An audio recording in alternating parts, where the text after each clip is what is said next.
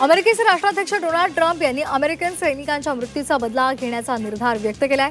इराणनं केलेल्या हल्ल्यामध्ये 3 अमेरिकन सैनिकांचा मृत्यू झालाय तर 5 जण गंभीर जखमी झालेत। इराणची राजधानी तेहरानमध्ये झालेल्या हल्ल्यानंतर इराणनं आखाती देशांवर हल्ले केलेत। संयुक्त अरब अमिरातीमध्ये सुद्धा मिसाईल डागलेले आहेत। यानंतर यूएईनं तेहरानमधील आपलं दूतावास बंद करून राजदूतांना परत बोलावण्याची घोषणा केली आहे। वाशिम जिल्ह्यामधील अनेक ग्रामपंचायतींचा कार्यकाळ संपल्यानंतर नव्या निवडणुका न झाल्यामुळे प्रशासन ठप्प झालंय। सध्या 163 ग्रामपंचायतींमध्ये ना सरपंच आहेत ना पदाधिकारी आहेत आणि त्यामुळे प्रशासकीय नियुक्तीचा प्रश्न प्रलंबित आहे। यामुळे प्रशासक नियुक्तीची प्रक्रिया तातडीनं पूर्ण करावी अशी मागणी ग्रामस्थ करतायत। जळगावमध्ये केशव स्मृती प्रतिष्ठानच्या वतीनं 10व्या आचार्य अविनाशी पुरस्कार सोहळ्याचं आयोजन करण्यात आलं होतं। कोल्हापूरच्या अवनी फाउंडेशनच्या अनुराधाताई भोसले या 10व्या आचार्य अविनाशी पुरस्काराच्या मानकरी ठरल्या। त्यांनी वीटभट्टी कामगार आणि निराधारांना आधार दिला।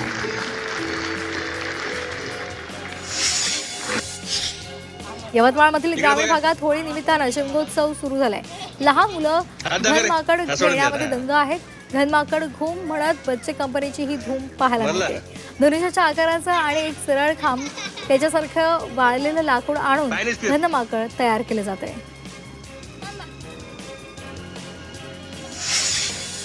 वाशिममधील बाजारपेठ होळी आणि धुलीवंदनाच्या सणानिमित्तानं गजबजलेले आहेत। बाजारपेठेमध्ये पांढऱ्या शुभ्र बत्ताशांच्या गाठींनी विशेष त्यांना मागणी असल्यामुळे लक्ष वेधले। विविध आकार आणि पॅकिंगमध्ये बत्तासे सध्या विक्रीसाठी उपलब्ध आहेत। सध्या त्यांना किलो मागे 150 ते 200 रुपये इतका दर मिळतोय। नाशिकच्या येवल्यामध्ये होळी सणानिमित्तानं टिमक्या तयार करणारे कारागीर हे सध्या कामामध्ये व्यग्र आहेत। मात्र तरीही पारंपरिक टिमक्यांची मागणी वाढलेली आहे।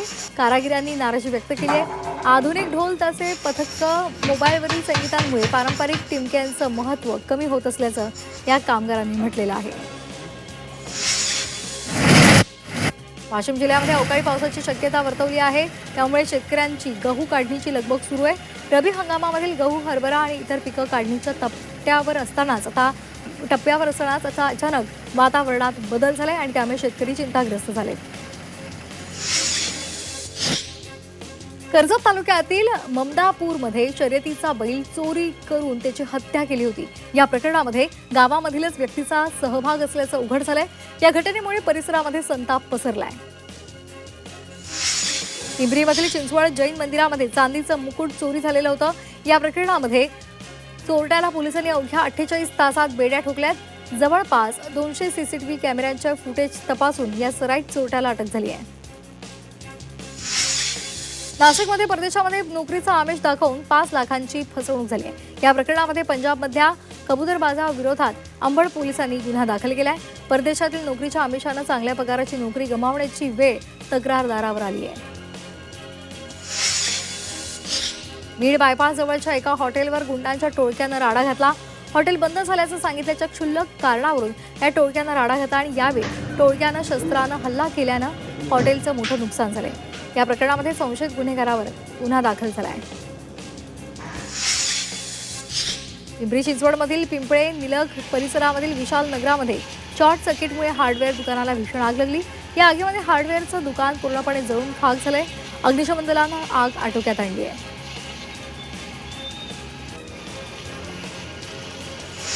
लोकल ट्रेनमध्ये आता परवानाधारक विक्रेतेच फिरणार आहेत।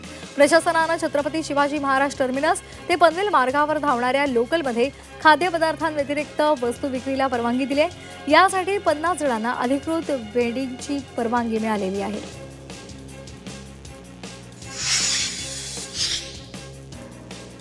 कोरेगाव मुलुंड जोड रस्ता प्रकल्प पूर्ण व्हायला 2028 पर्यंत वाट पाहावी लागणार आहे। रखडलेला हा प्रकल्प सध्या प्रगतीपथावर असून हा प्रकल्प पूर्ण व्हायला अजून 2 वर्ष लागतील।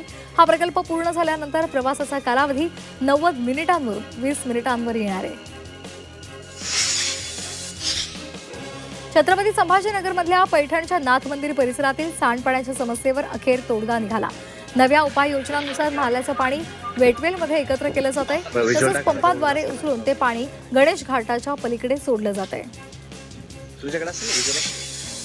छत्रपती संभाजीनगरच्या पैठण तालुक्यातील धापती तांडा परिसरामध्ये इथल्या शिवारामध्ये कुलस्वामिनी कला केंद्रावर दगडफेक करत 10 चारचाकी वाहनांची तोडफोड झाली।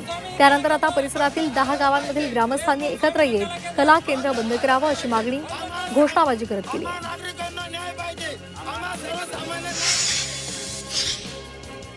रत्नागिरीमधील जिल्हा परिषदेतील लिपिक वर्गीय कर्मचाऱ्यांनी विविध मागण्यांसाठी काम बंद आंदोलन पुकारलंय। हे आंदोलन 5व्या दिवशी सुद्धा सुरू होतं। या आंदोलनामुळे जिल्हा परिषदेचे कामकाज जवळजवळ ठप्पच झालंय।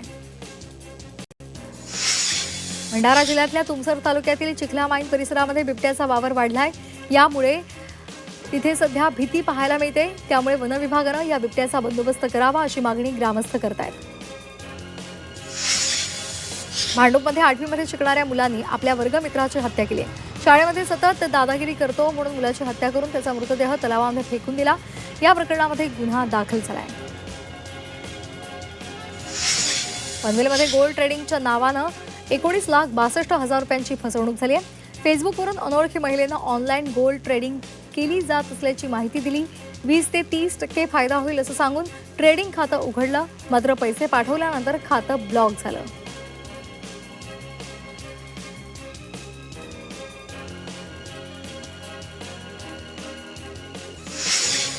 मुंबई महापालिका नागरी सभागृहांना मालमत्ता करात सवलतीची मर्यादा 500 चौरस फुटावरून 700 चौरस फूट करण्याची सूचना मंजूर केली आहे। हा प्रस्ताव विचार विनिमयासाठी नागरी प्रशासनाकडे पाठवला जाणार आहे आणि त्यानंतर हा प्रस्ताव मंजूर करण्याची शक्यता आहे। मुंबईमध्ये फेब्रुवारी महिन्यात 13,000 मालमत्तांची नोंदणी केलेली आहे। त्यामुळे राज्याच्या तिजोरीमध्ये 1,134 कोटी रुपयांपेक्षा जास्त मुद्रांक शुल्क महसूल निर्माण झालाय। नोंदणी आणि महसूल या दोन्हीसाठी फेब्रुवारी हा सर्वात मजबूत आहे। नाशिक महापालिकेचं अंदाजपत्रक आज सादर होणार आहे। 4 वर्षांनंतर स्थायी समितीच्या सभापतींकडे अर्थसंकल्प सादर केला जाणार आहे। यंदा 3,200 कोटींचा अर्थसंकल्प असण्याची शक्यता आहे। महसूल विभागातील प्रलंबित दावे 3 महिन्यांमध्ये निकाली काढण्याच्या सूचना दिलेल्या आहेत। महसूल मंत्री चंद्रशेखर बावनकुळे यांनी महसूल अधिकाऱ्यांना या संदर्भातल्या सूचना दिल्यात। नागरिकांना जमिनीच्या निकालासाठी 1-2 वर्ष वाट पाहावी लागत असल्यामुळे या सूचना दिल्या आहेत। सारथीने 2025-26 या शैक्षणिक वर्षासाठी उच्च शिक्षण शिष्यवृत्ती योजनेची जाहिरात अधिकृतपणे प्रसिद्ध केली आहे। यामुळे मराठा कुणबी समाजातील गुणवंत विद्यार्थ्यांना मोठा दिलासा मिळालाय। सारथीच्या दिरंगाईमुळे गुणवंत विद्यार्थ्यांसमोर उभे राहिलेले आर्थिक संकट अखेर दूर झालंय। पुण्यातील ग्रामीण भागातील महिलांनी स्वयंसहाय्यता बचत गटाच्या माध्यमातून आर्थिक स्वावलंबनाचा एक नवा आणि प्रेरणादायी टप्पा गाठलाय। जिल्हा ग्रामीण विकास यंत्रणेच्या प्रभावी अंमलबजावणीमुळे जिल्ह्यामध्ये तब्बल 1,87,000 महिला या लखपती झाल्यात। यातील 64 महिलांनी तर वार्षिक 10 लाख रुपयांपेक्षाही अधिक उत्पन्न मिळवलंय। राज्यातील नोकरदार महिलांच्या सुरक्षिततेच्या दृष्टीनं राज्य महिला आयोगानं एक महत्त्वपूर्ण निर्णय घेतलेला आहे। राज्यातील सर्व शासकीय, निमशासकीय, खासगी कारणांमध्ये पॉश ऑडिट एका महिन्यामध्ये करण्याचे आदेश आयोगाच्या अध्यक्ष रुपाली चाकणकर यांनी दिलेत। मुंबई ते विजयदुर्ग रोरो सेवेची मुहूर्ताची फेरी सुटली। पहिल्यांदाच प्रवाशांना मुंबई ते विजयदुर्ग असा प्रवास वातानुकूलित अत्याधुनिक बोटीतून करता आलेला आहे आणि त्यामुळे प्रवाशांमध्ये उत्साह होता। मात्र प्रवास 1.5 तास लांबल्यामुळे प्रवाशांनी नाराजीही व्यक्त केली आहे।